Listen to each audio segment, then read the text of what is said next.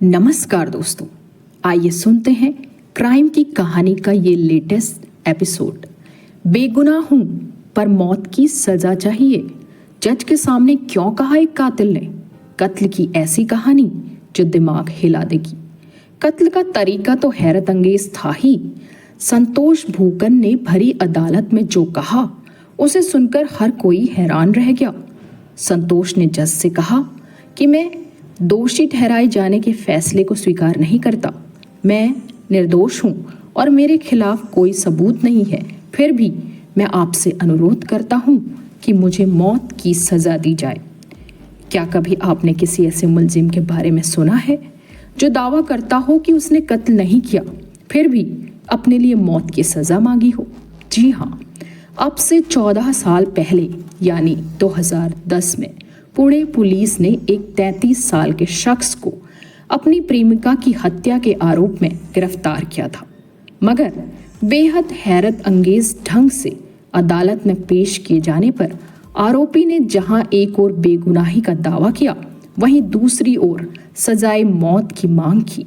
शादीशुदा से इश्क बना जान की मुसीबत। पुलिस रिकॉर्ड के मुताबिक पुणे शहर के लोहे गांव का रहने वाला संतोष भूकन, जो पेशे से एक आर्किटेक्ट था, 2008 से 32 साल की शादीशुदा महिला वैशाली कदम के साथ रिलेशनशिप में था। वैशाली नारायणपेट में संतोष की कंपनी में रिसेप्शनिस्ट के तौर पर काम करती थी। वैशाली के पति को जब उसके एक्स्ट्रा मैरिटल अफेयर के बारे में पता चला तो वो उससे अलग हो गया। इस बीच वैशाली ने भी संतोष की कंपनी में नौकरी छोड़ दी, लेकिन दोनों के बीच मेलजोल बना रहा। वक्त गुजरता गया और संतोष और वैशाली का रिश्ता गाढ़ा होता गया। इस हद तक कि वैशाली संतोष को अपनी बीवी को छोड़कर उससे शादी करने के लिए मजबूर करने लगी। रोज रोज की बहस और झगड़ों से तंग आकर आखिरकार संतोष ने उससे हमेशा के लिए छुटकारा पाने का फैसला किया। इसी के बाद संतोष ने वैशाली का मर्डर करने की ऐसी प्लानिंग की कि महाराष्ट्र पुलिस तो क्या, FBI भी आ जाए तो उन्हें भी उसके खिलाफ कोई सबूत न मिले। इसके लिए वैशाली का कत्ल करने से 2 महीने पहले संतोष ने पुणे शहर से लगभग 70 किलोमीटर दूर पुरंदर तालुका में कम आबादी वाले पौधा गांव में एक छोटी सी जमीन खरीदी और उस पर एक फार्म हाउस बनाना शुरू कर दिया।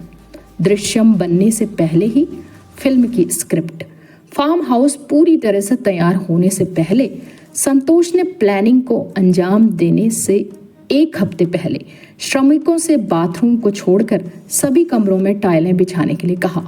पुलिस के मुताबिक 10 अगस्त 2010 को वो वैशाली को उसी फार्म हाउस में लेकर आया। फिर संतोष ने उसके ड्रिंक में नींद की गोलियां मिला दी और रस्सी से उसका गला घोंट दिया।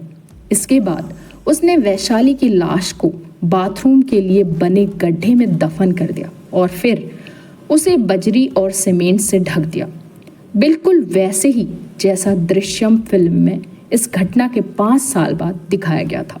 दिलचस्प बात ये थी कि संतोष ने वैशाली के घर वालों को गुमराह करने के लिए अपने एक पूर्व कर्मचारी को वैशाली का फ़ोन दिया और ये मैसेज उसके घर वालों को भेजने को कहा कि उसे HIV यानी एड्स हो गया है और वो सबसे दूर रहना चाहती है, लिहाजा कोई भी उसकी तलाश न करे। कर्मचारी ने संतोष के इशारे पर वैसा ही किया और उसके बाद वैशाली का मोबाइल फ़ोन स्विच ऑफ कर दिया गया, सिम कार्ड तोड़कर फेंक दिया गया। उधर इस मैसेज के डिलीवर होने और फ़ोन बंद हो जाने से वैशाली के घर वाले परेशान हो गए। जब वैशाली 4 दिनों के बाद भी वापस नहीं लौटी तो उसके परिवार ने विमानतल पुलिस स्टेशन में उसकी गुमशुदगी की रिपोर्ट दर्ज करवाई। वैशाली के सिम ने बताया कातिल का पता। दरअसल संतोष ने वैशाली से बात करने के लिए वैशाली के ही नाम पर 2 सिम कार्ड खरीदे थे। एक वैशाली के फ़ोन का वो सिम जिससे संतोष के कर्मचारी ने महाबलेश्वर जाकर उसके परिवार को मैसेज भेजा था, और दूसरा वो जो संतोष के मोबाइल में अब भी एक्टिव था। वैशाली के फ़ोन वाला सिम तो संतोष ने उसके कत्ल के बाद परिवार को मैसेज भेजकर तोड़ दिया था, लेकिन संतोष के मोबाइल में दूसरा सिम एक्टिव था। इस सिम से जुड़े नंबर और वैशाली के नंबर के बीच सैकड़ों बार बात हुई थी।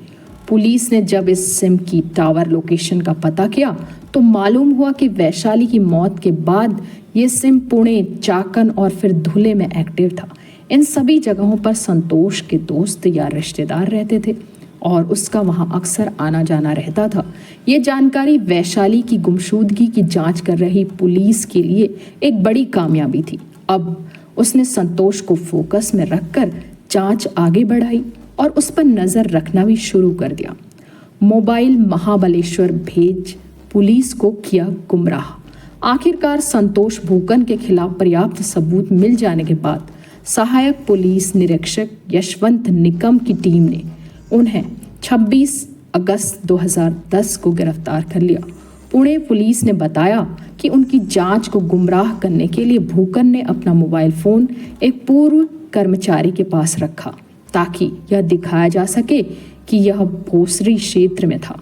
हत्या के दिन उसने कथित तौर पर अपने उसी कर्मचारी को अगले दिन कदम का मोबाइल फोन पुणे से 120 किलोमीटर दूर एक हिल स्टेशन महाबलेश्वर ले जाने के लिए कहा ताकि लोकेशन के हिसाब से उसकी बनाई कहानी से पुलिस गुमराह हो जाए।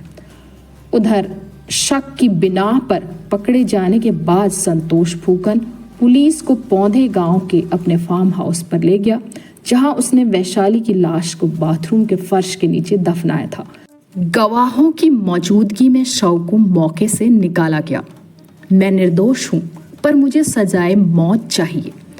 अब केस का सबसे दिलचस्प पहलू, पुणे की अदालत में जब मुकदमा चला तो additional public prosecutor Ramesh Ghorpade ने 35 गवाहों की जांच की और चूंकि सभी की गवाही संतोष भूकन के कातिल होने की ओर इशारा कर रही थी, आरोपी के लिए अधिकतम सजा की मांग की। मगर संतोष भूकन अपने दावे पर अटल था।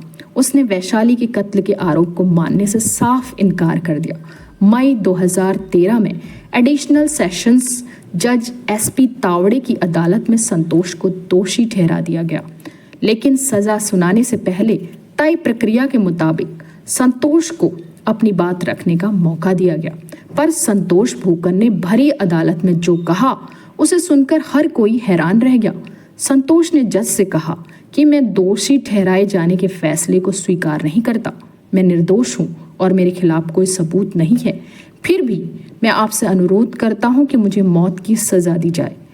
जब जज ने संतोष से पूछा कि खुद को निर्दोष मानते हुए भी तुम फांसी की मांग क्यों कर रहे हो, संतोष ने कहा, मृत्युदंड की अपील पर हाईकोर्ट आजीवन कारावास के मामलों के मुकाबले जल्दी सुनवाई करता है।